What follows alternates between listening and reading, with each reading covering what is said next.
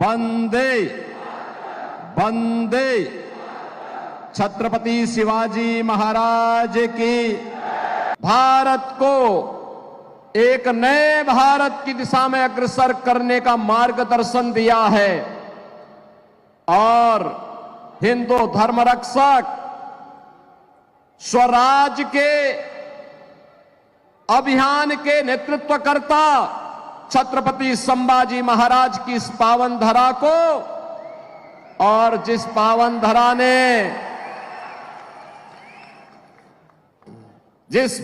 धरा ने स्वतंत्र भारत में भारत की स्वतंत्रता के लिए दो दो आजन्म कारावास की सजा सही, ऐसे वीर सावरकर की इस पावन धरा को नमन करता हूं। स्वतंत्र भारत में हिंदुत्व की ध्वजा पताका को सदैव जीवंत रखने वाले सरदेव बाला साहब ठाकरे को भी मैं नमन करता हूं। बहनों और भाइयों, मैं जब यहां पे आता हूं, यहां के बारे में सुनता हूं, मुझे बहुत आश्चर्य होता है कि छत्रपति शिवाजी महाराज की पावन धरा में, जब इस देश में मुगलों का आतंक था, उनका वर्चस्व था, उस कालखंड में छत्रपति शिवाजी महाराज ने हिंदवी स्वराज की स्थापना की थी।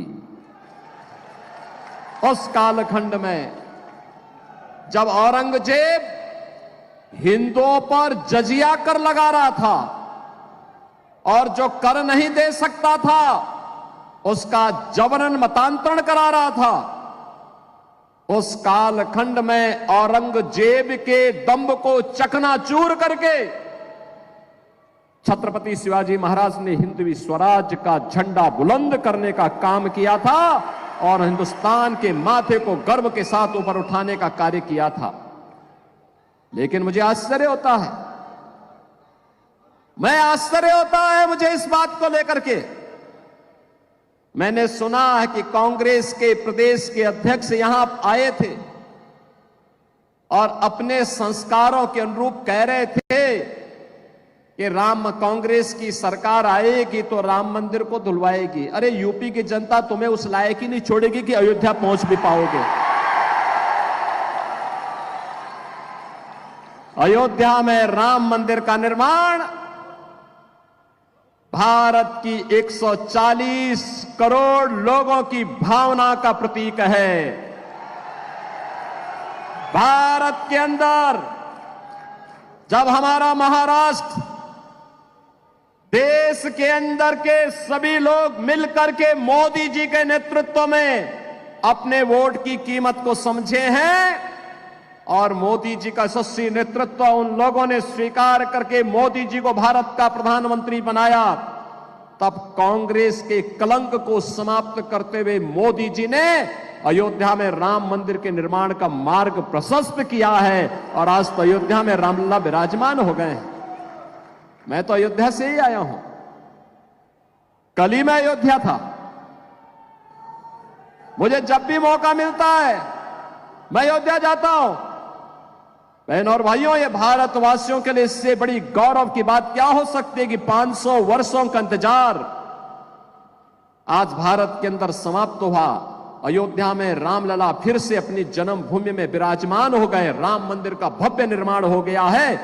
जो लोग पहले कहते थे, ये कांग्रेस के लोग ही कहते थे ना कि अयोध्या में अगर हिंदुओं के पक्ष में फैसला होगा तो दंगा हो जाएगा, यही कहते थे, धमकाते थे, खून की नदियां बह जाएंगी, भारत पे हमला हो जाएगा। इन लोगों को पता ही नहीं कि नया भारत है, ये नया भारत है। बोलता नहीं है, करके दिखाता है, छेड़ता नहीं है, लेकिन अगर कोई छेड़ता है तो छोड़ता भी नहीं है। हमारा संकल्प था कि रामलला हम आएंगे, मंदिर वहीं महाराष्ट्र से हजारों की संख्या में कार सेवक आए थे अयोध्या में राम मंदिर निर्माण के लिए। और मैं तो देख रहा था अपने राज्यसभा के हमारे माननीय सांसद श्री अजीत जी, ये तो 6 दिसंबर 1992 को भी वहीं थे, अयोध्या में ही थे। आज उनसे मुलाकात हो रही है। मैंने उनको बोला, मैंने कहा कुछ शकल जान पहचान लगती है आपकी। तब उन्होंने कहा मैं भी 6 दिसंबर को अयोध्या में ही था। बहनों और भाइयों, ये जो लोग कह रहे हैं ना कि कांग्रेस की सरकार आएगी तो राम मंदिर को धुलवाएंगे, रामलला इनको इस लायक ही नहीं छोड़ेंगे कि इनकी सरकार आए। वो नौबत ही नहीं आने वाली है। 4 चरणों के चुनाव संपन्न हो गए। 5वें चरण में आपको मतदान करना है बहनों और भाइयों। और मैं भी कह सकता हूं पूरे देश के अंदर जो नारा गूंज रहा है, एक ही स्वर है, एक ही स्वर है, और हर ओर से एक ही नारा गूंज रहा है, और वह है कि फिर एक बार, फिर एक बार, फिर एक बार, और अब की बार, अब की बार। तो जनता से पूछते हैं तो जनता जनार्दन उन्हें क्या जवाब देती है? जनता जनार्दन भी जवाब देती है कि जो राम को लाए हैं, जो राम को लाए हैं, और मोदी जी राम को लाए हैं तो मोदी जी फिर से आएंगे। कोई संदेह नहीं, कोई संदेह नहीं होना चाहिए बहनों और भाइयों।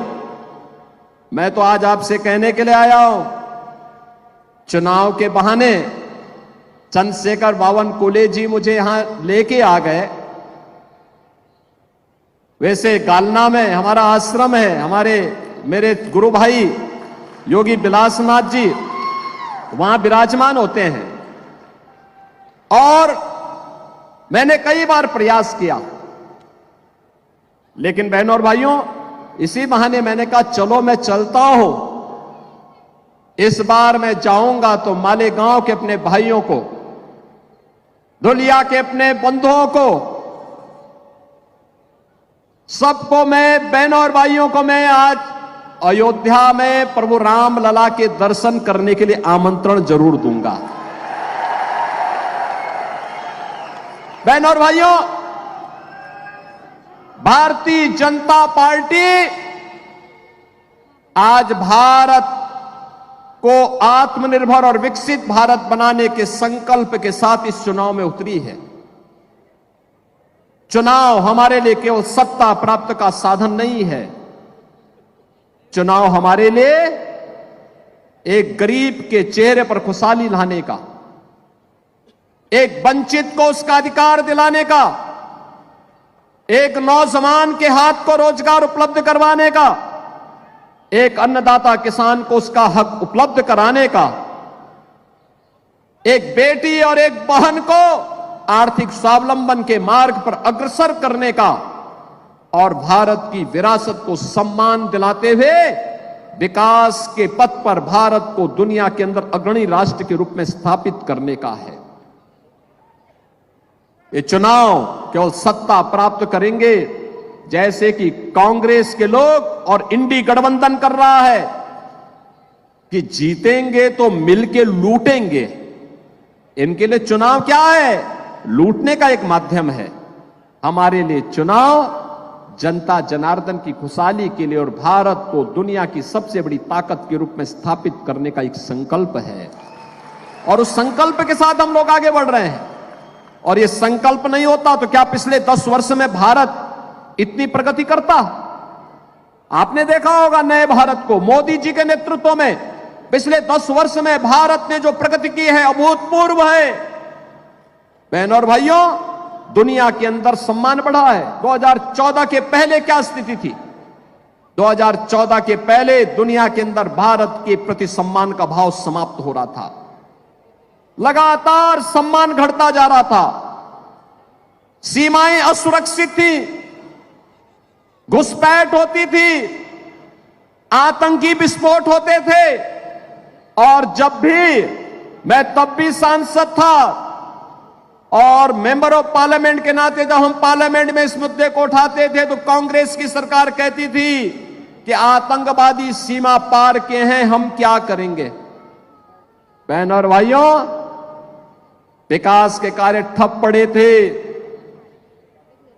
भ्रष्टाचार चरम पे था, गरीब भूख से मरता था, किसान आत्महत्या करता था, नौजवान पलायन करता था, बेटी और व्यापारी सुरक्षित नहीं थी और हर हिंदू पर्व और त्योहार के पहले दंगे हो जाते थे। यही होता था ना। लेकिन बहनों और भाइयों, 14 के बाद कैसे परिवर्तन हुआ है। आज दुनिया के अंदर सम्मान बढ़ा है, सीमाएं सुरक्षित हुई हैं। सीमाएं सुरक्षित होने के साथ साथ आतंकवाद और नक्सलवाद पर नकेल कसी गई है। अब तो जोर से कहीं पर पटाखा फट जाए ना तो सबसे पहले पाकिस्तान सफाई देता है, कहता मेरा हाथ नहीं है। अब ये सीमा पार का आतंकवाद समाप्त। पाकिस्तान कहता है मेरा हाथ नहीं है, बकस दो बस एक बार, अब कुछ नहीं कर रहा हूं मैं। और पाकिस्तान, मैं तो कहना चाहता हूं, जो लोग ये पाकिस्तान के समर्थन में बात करते हैं ना, इनको पाकिस्तान ही भेज देना चाहिए, जाए वहां भीख मांगे। देख रहे हो वहां पे भारत 80 करोड़ लोगों को पिछले 4 वर्ष से फ्री में राशन दे रहा है और मोदी जी ने कहा अगले 5 वर्ष तक देंगे। और पाकिस्तान में लोग भूखों मर रहे हैं। पाक अधिकृत कश्मीर में किस प्रकार का नजारा है, अराजकता है। लोग 1 किलो गेहूं के लिए लड़ रहे हैं, आटा के लिए लड़ रहे हैं, आपस में मारपीट कर रहे हैं, आगजनी हो रही है, तोड़फोड़ हो रही है। और मैं तो कहूंगा इन पाकिस्तान परस्तों से जाए पाकिस्तान में भीख मांगे, पाकिस्तान में कंगाल बन करके वहां पर इनके दिमाग ठिकाने न लग जाएं तो अपने आप ठीक हो जाएंगे। बहनों और भाइयों, खाएंगे भारत के अंदर और जो गाएंगे पाकिस्तान का, उनके लिए हिंदुस्तान में कोई ठिकाना नहीं होना चाहिए, कोई ठिकाना नहीं होना चाहिए। जो लोग कहते हैं मोदी जी ने क्या किया है, बहनों और भाइयों, उनको सबसे पहला जवाब दीजिए, उनको सबसे पहला जवाब दीजिए कि जितनी पाकिस्तान की आबादी है उससे ज्यादा लोगों को मोदी जी ने 10 वर्ष में गरीबी रेखा से उभार करके खुशहाल जीवन जीने के लिए एक मार्ग प्रशस्त किया है। उनको बताइए, पाकिस्तान की आबादी 23 करोड़ और मोदी जी ने 25 करोड़ लोगों को गरीबी से उभारा है। यह है नया भारत। बहनों और भाइयों, आयुष्मान भारत, 60 करोड़ लोगों को 5 लाख रुपए की सुविधा। और मोदी जी ने कहा है कि 70 वर्ष से ऊपर के हर एक वृद्ध नागरिक को, वृद्धजन को 5 लाख रुपए प्रतिवर्ष आयुष्मान भारत की सुविधा उपलब्ध करवाएंगे, स्वास्थ्य की सुविधा उपलब्ध करवाएंगे, फ्री में उपलब्ध करवाएंगे। बहनों और भाइयों, 50 करोड़ गरीबों के जनधन अकाउंट खुले हैं। 12 करोड़ अन्नदाता किसानों के लिए किसान सम्मान निधि, 12 करोड़ गरीबों के घर में शौचालय बने हैं। एलपीजी का सिलेंडर जो कांग्रेस के समय में मिलता नहीं था, पैसा देके भी नहीं मिलता था, मोदी जी ने 10 करोड़ घरों को फ्री में उपलब्ध करवाने का काम किया है। और 4 करोड़ गरीबों के मकान बन गए हैं। और बाकी जितने बचे हैं अगले 5 वर्ष में मोदी जी ने कहा उन सब के लिए भी एक एक प्रधानमंत्री आवास उपलब्ध करवाने का काम करेंगे।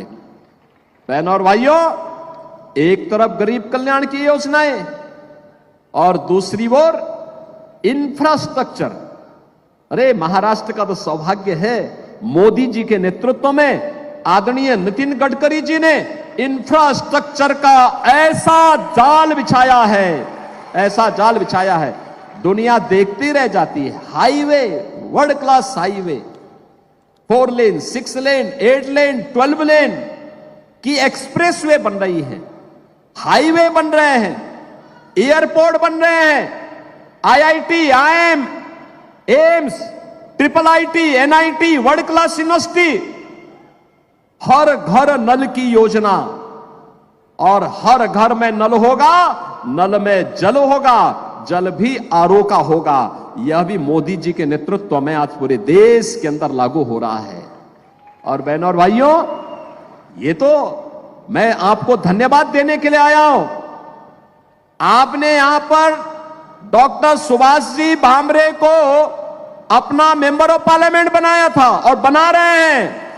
एक पढ़ा लिखा इंसान, कैंसर सर्जन, उच्च शिक्षित कैंसर सर्जन, वह तो इन सब के बारे में जानता है। संसद में, विभाग, मंत्रालयों में इन मुद्दों को उठाता है, संसद में मुद्दों को उठाता है, उन योजनाओं को यहां पे लेकर के आने का काम करता है।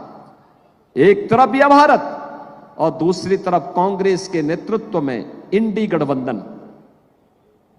बहनों और भाइयों, एक बात बताऊं मैं आपको, ये जो कांग्रेस है ना, हमें एक गफलत छोड़ देनी चाहिए कि ये कांग्रेस महात्मा गांधी वाली कांग्रेस है। ये महात्मा गांधी वाली कांग्रेस नहीं है। ये कांग्रेस वह कांग्रेस नहीं जिसको सरदार पटेल ने, लोकमान्य तिलक जी ने जिस कांग्रेस को नेतृत्व दिया था, ये कांग्रेस सोनिया कांग्रेस है, सोनिया कांग्रेस, राहुल कांग्रेस है। ये कांग्रेस अब इसका जो परिवर्तित रूप है, ये परिवर्तित रूप इसका क्या है? ये परिवर्तित रूप है, यह अपने आप तो कुछ कर नहीं सकती, इसने किया भी नहीं है, ये करना भी नहीं चाहती है, लेकिन यह इसका जो घोषणा पत्र है, इलेक्शन मैनिफेस्टो जो इन्होंने जारी किया है, अगर इनके इलेक्शन मैनिफेस्टो को अगर आप देखेंगे तो बहनों और भाइयों आपको लगेगा कि ये मुस्लिम लीग का मैनिफेस्टो है, कांग्रेस का नहीं लगेगा। दूसरा, इस पे इसने जो घोषणाएं की हैं, ये कहती है 2-3 चीजें इतनी खतरनाक हैं। पहला, यह अनुसूचित जाति, जनजाति और पिछड़ी जाति को मिलने वाले आरक्षण पर सेंध लगाना चाहती है, और इसके लिए यह आपके आरक्षण के अधिकार को मुसलमानों को देना चाहती है। क्या अनुसूचित जाति और पिछड़ी जाति के हिंदुओं को मिलने वाला आरक्षण आप कांग्रेस को देना चाहेंगे? कांग्रेस के माध्यम से मुसलमानों को देना चाहेंगे क्या? धर्म के आधार पर आरक्षण का विरोध बाबा साहब भीमराव अंबेडकर ने भी किया था। ये लोग बाबा साहब भीमराव अंबेडकर का अपमान करना चाहते हैं। दूसरा, कांग्रेस ने जब यूपीए की गवर्नमेंट थी, तब जस्टिस रंगनाथ के अध्यक्षता में कमेटी गठित की थी, और उस कमेटी ने एक रिपोर्ट दी। उस रिपोर्ट में कहा गया कि पिछड़ी जाति को मिलने वाला आरक्षण में से 6% आरक्षण मुसलमानों को देना चाहिए। बीजेपी और एनडीए ने विरोध किया था। बहनों और भाइयों, कांग्रेस की मंशा उस समय हम लोगों ने पूरी नहीं होने दी थी। मैं संसद में था, हम विरोध करते थे, कई दिनों तक विरोध चला। और बहनों और भाइयों, यही नहीं, जब वह उसको लागू नहीं कर पाए तो उन्होंने बैक डोर से फिर जस्टिस राजेंद्र सच्चर की अध्यक्षता में कमेटी गठित की। जस्टिस राजेंद्र सच्चर ने यह व्यवस्था करने का प्रयास किया कि मुसलमानों की कुछ जाति को अनुसूचित जाति में शामिल करके उनको अनुसूचित जाति का आरक्षण दे दिया जाए। हमने तब भी विरोध किया था। हमने कहा बाबा साहब भीमराव अंबेडकर की भावना के विरुद्ध है यह आरक्षण, यह मुस्लिम आरक्षण नहीं हो सकता, हम इसका विरोध करते हैं। और आज कांग्रेस का मैनिफेस्टो फिर से मुस्लिम आरक्षण की वकालत करता है। हमें इसका विरोध करना चाहिए। यह भारत के विभाजन की आधारशिला है। दूसरा, बहनों और भाइयों, कांग्रेस के शहजादे क्या कह रहे हैं? वे कहते हैं मैं एक झटके में गरीबी मिटा दूंगा। उनसे पूछा गया कि गरीबी कैसे मिटाएंगे, कैसे हटाएंगे गरीबी? उसने कहा वेल्थ इमरजेंसी से। यानी इमरजेंसी और कांग्रेस ये दोनों एक दूसरे के पूरक हैं। इमरजेंसी कांग्रेस के डीएनए का पार्ट बन चुका है। वेल्थ इमरजेंसी का मतलब वह आपकी संपत्ति का सर्वे करवाएंगे। संपत्ति का सर्वे करा करके फिर उस पे एक विरासत टैक्स लगाएंगे। आपके बाप दादों की जो संपत्ति होगी, आपके ग्रैंडफादर ने, आपके फादर ने, आपकी मदर ने जो संपत्ति अर्जित की है और वो संपत्ति स्वाभाविक रूप से आपके पास आई है, उसमें से आधी संपत्ति कांग्रेस के लोग और उनके सहयोगी जबरदस्ती लेकर के फिर मुसलमानों को बांटने का प्रयास करेंगे। क्या आप इसको स्वीकार करेंगे? क्या इसको स्वीकार करेगा क्या हिंदुस्तान? और बहनों और भाइयों, इसीलिए मैं कहता हूं ये कांग्रेस का विरासत टैक्स या औरंगजेब का जजिया कर है। औरंगजेब की आत्मा घुस गई है कांग्रेस में, और इसलिए बहनों और भाइयों, क्या औरंगजेब को यह देश बर्दाश्त करेगा? क्या महाराष्ट्र बर्दाश्त करेगा? क्या आप इसको स्वीकार करेंगे? क्या? और इसीलिए मैं आपसे कहने के लिए आया हूं, कांग्रेस को स्वीकार नहीं करना है। कांग्रेस को एक सिरे से खारिज करना है। एक कांग्रेस और इसके सहयोगी सारे लोग एक जैसे हैं। जैसे कांग्रेस वैसे सहयोगी, वे सभी के सभी लोग इसी प्रकार के कार्य में लिप्त हैं। आज तो मैंने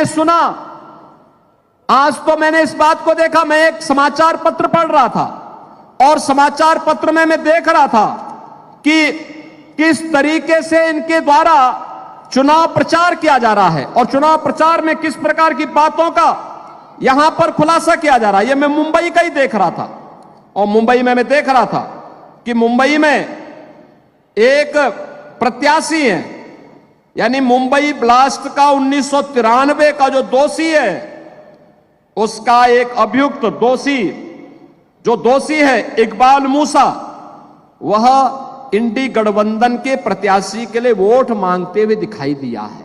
अब आप मुझे बताओ, क्या आप मुंबई ब्लास्ट के अपराधियों को स्वीकार करेंगे? क्या जिन लोगों ने हजारों लोगों को मारा हो, जिन लोगों ने हजारों करोड़ की संपत्ति को नुकसान पहुंचाया हो, वे खुलेआम वोट मांगे? क्या इसको हम स्वीकार करेंगे? बहनों और भाइयों, मैं आज आपसे कहने के लिए आया हूं, एक बात कहने के लिए आया हूं। भारतीय जनता पार्टी और सहयोगी दल ही, एनडीए ही भारत को सुरक्षा दे सकती है। और किस रूप में दे सकती है, इसका मॉडल मैं आपको बताता हूं। उत्तर प्रदेश में मैं पिछले 7 वर्ष से चीफ मिनिस्टर हूं।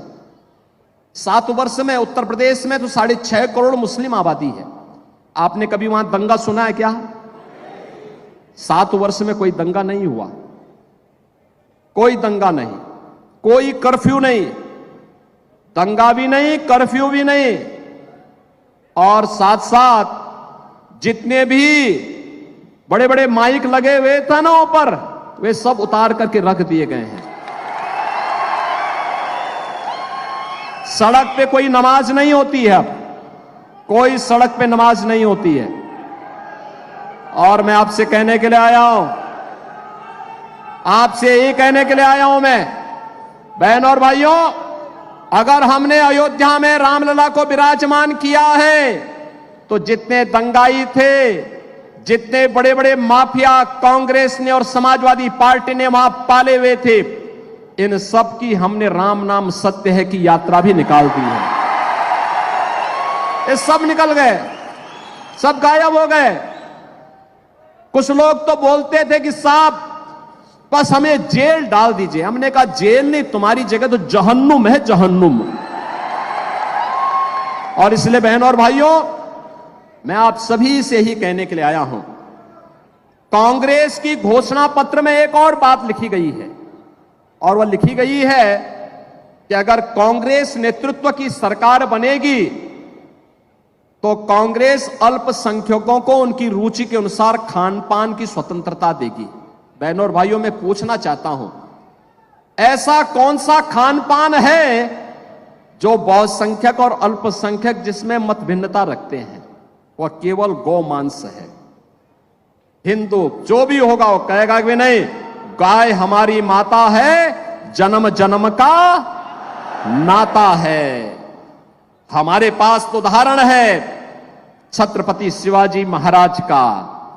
जब गौ हत्यारे को उन्होंने देखा कि ये कसाई गौ माता पर बर्बर अत्याचार कर रहा है, तो उसका काम तमाम करवा दिया था उन्होंने। और यही मैं कहने के लिए आया हूं, बहनों और भाइयों, ये कहती है कि आएंगे तो गौ हत्या करने की छूट देंगे। क्या आप यहां मालेगांव में और धुलिया में क्या ये कांग्रेसी लोगों को क्या यहां पर गौ कसी करने की, गौ हत्या करने की छूट देंगे क्या? अरे राम मंदिर का जो पुण्य प्राप्त हुआ है आपको, उस पुण्य को गौ हत्या करवा के पाप में नहीं बदलना है। राम मंदिर बना है, मोदी जी का यशस्वी नेतृत्व है, लेकिन श्रेय आपको जाता है क्योंकि आपके वोट से ही मोदी जी प्रधानमंत्री बने हैं। पुण्य तो आपको भी प्राप्त हुआ है, और इसीलिए आपसे मैं कहने के लिए आया हूं, यूपी में तो हमने सभी स्लॉटर हाउसेज ही बंद करवा दिए। न रहेगा बांस, न बजेगी बांसुरी। बंद करो इसको। बहनों और भाइयों, मैं आज इसीलिए आपसे कहने के लिए आया हूं, इसीलिए मैं आज आपके पास आया हूं। हमें कोई संदेह नहीं होना चाहिए, कोई संदेह नहीं होना चाहिए। एक ही लक्ष्य होना चाहिए, एक ही भाव होना चाहिए। ये कांग्रेस और इंडी गठबंधन, इनका कोई लक्ष्य नहीं, इनका कोई उद्देश्य नहीं, इनकी कोई नीति नहीं, इनके पास कोई नेता भी नहीं। ये जितने दल हैं उतना ही दलदल में भी हैं। इनके पास देश के लिए किसी प्रकार का कोई इनके पास विजन नहीं है, और इसीलिए इनका मिशन भी नहीं है। यह तो केवल और केवल देश के विभाजन की आधारशिला रखना चाहते हैं, देश की कीमत पर सत्ता चाहते हैं। हम देश सर्वोपरि मानते हैं, भारत सर्वोपरि मानते हैं, राष्ट्र के लिए सब कुछ समर्पण, सब कुछ समर्पण। अगर हमारी सत्ता कभी देश के मार्ग में, भारत के नवनिर्माण में, भारत के विकसित भारत की संकल्पना में बाधित बनेगी, हम सत्ता को ठुकराएंगे। पहले भारत के विकसित भारत के निर्माण के मार्ग पर आगे बढ़ेंगे।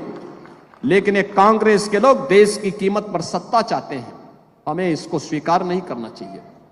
और इसलिए गुमराह कर रहे हैं, झूठ बोल रहे हैं। केवल इनके पास अब एक ही अस्त्र बचा है, और वह बचा है केवल अफवाह फैलाने का, गुमराह करने का, मनगढ़ंत आरोप लगाने का। केवल यही एकमात्र इनके पास बचा हुआ है, और इसलिए गुमराह नहीं होना है। हमें तो भारतीय जनता पार्टी और एनडीए के प्रत्याशियों को विजयी बना करके मोदी जी को तीसरी बार देश का प्रधानमंत्री बनाना है। इसलिए बनाना है जिससे छत्रपति शिवाजी महाराज की हिंदवी स्वराज के सपने को हम स्वतंत्र भारत में साकार कर सकें। इसलिए बनाना है जिससे सरदेव बाला साहब ठाकरे के सपनों के साकार करते हुए एक ऐसा भारत बनाना है जिस भारत में खुशहाली हो, जो दुनिया को नेतृत्व देने वाला हो, हमारी बेटी भी और व्यापारी भी सुरक्षित हो, अन्नदाता किसान के चेहरे पर खुशी हो, हर नौजवान के हाथ को कार्य हो। ऐसा आत्मनिर्भर और विकसित भारत बनाना है, और इसके लिए भारतीय जनता पार्टी आपके सामने है, एनडीए आपके सामने है, और इसलिए मैं आप सबसे अपील करूंगा, इस सीट पर डॉक्टर सुभाष जी भामरे पहले भी सांसद आपने बनाए थे, आज फिर उनको बना करके भेजना है।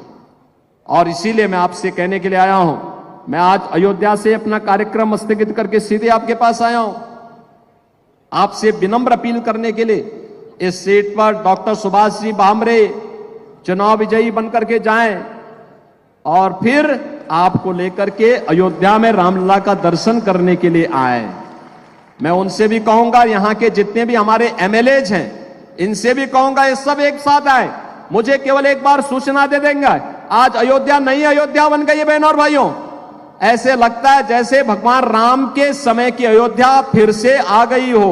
बहुत अच्छी कनेक्टिविटी हमने दे दी है, बहुत अच्छी व्यवस्था कर दी। जो लोग अयोध्या गए होंगे पिछले 3 महीने में, उनको वहां की व्यवस्था अच्छी लगी होगी ना, कोई दिक्कत तो नहीं आई वहां। जो गए थे वे अभिभूत होकर के आए हैं, अंतःकरण से अपने पूर्वजों का धन्यवाद करके आए हैं कि जिस कार्य के लिए उन्होंने संघर्ष किया था, आज रामलला को देख करके आ रहे हैं। और अयोध्या एक नई अयोध्या के रूप में है, और उस नई अयोध्या के लिए मैं आपको आमंत्रित करने के लिए भी आया हूं। अयोध्या का दर्शन एक बार जरूर करिए, आप आइए, और जब आना हो तो मुझे एक बार सूचना जरूर दे दीजिए। बाकी आपकी कोई समस्या नहीं होगी, सारी समस्या का समाधान हम अपने आप करेंगे। मेरी आपसे अपील होगी कि डॉक्टर सुभाष जी भामरे को कमल चुनाव चिन्ह पर, परसों 20 मई को ही इलेक्शन है, और एनडीए के प्रत्याशी जहां भी है पूरे महाराष्ट्र के अंदर, उन सभी 13 सीटों पर एनडीए के प्रत्याशियों को भारी बहुमत से विजयी बना करके भेजिए। बहनों और भाइयों, इस बार का चुनाव ऐतिहासिक होना चाहिए। जीत तो पक्की है, लेकिन जीत ऐतिहासिक भी होनी चाहिए। ऐतिहासिक विजय के लिए मैं आया हूं। डॉक्टर सुभाष जी भामरे को ऐतिहासिक विजय बना के भेजेंगे। मालेगांव बोलो, धुलिया बोलो, जिता के भेजेंगे भारी बहुमत से। पीछे के हाथ भी ऊपर दिखने चाहिए। मुझे बताओ, आश्वस्त करो, सभी लोग सहमत हैं? जिता के भेजेंगे। चुनाव के दिन कमल ही कमल दिखना चाहिए, दिखेगा तो फिर मेरे साथ बोलेंगे, भारत माता की, भारत माता की, भारत माता की, छत्रपति शिवाजी महाराज की, छत्रपति शिवाजी महाराज की। जय श्री राम, जय श्री राम, जय जय श्री राम।